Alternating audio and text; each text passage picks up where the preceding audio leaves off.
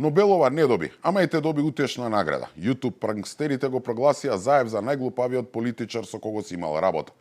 Од цел список на плејада од политичари од типот на Борис Џонсон, Жан-Клод Јункер, неколку американски гувернери и конгресмени, па се до французинот Макрон. И вас да ве прогласат за најглупав, навистина е успех. Сега ќе си речете добра, ма еве се отарасивме од него. Ете се повлече од политиката, него си седи во Дубај и си оди на дерници какви што не се паметат во организација на Харис Џиновиќ. Не бе луѓе, тој само сака така да мислите. Еве видовме во интервјуто на неговиот другар Филипче дека тој немал намера да се дистанцира и да расчистува со претходниците. Тешко на државата и тешко на СДСМ што нивниот лидер се консултира со луѓе како Заев, Ковачевски, Шекеринска и Бучковски.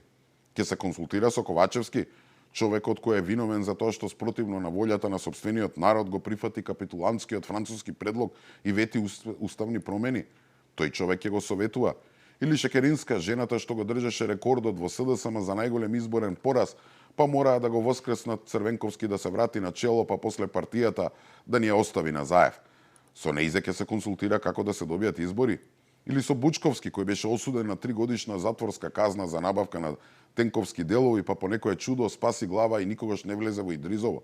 Со него ќе се консултира како се води борба со корупција и криминал. Па немојте ви се молам.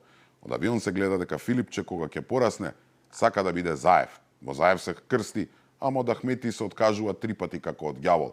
Миж јасан да те бај. Од што се изгубени немаат никаков кредибилитет да сторат нешто, да кажат нешто. Во моментот повторно се кријат за Дуијад Ахмети. Нив им ја оставаат водечката палка, надевајќи се дека со нивните црни сценарија Дуијад ќе успее да урне владата на Мицковски и дека така Филипче ќе успее пак да се дограби до фотелја на Илинденска.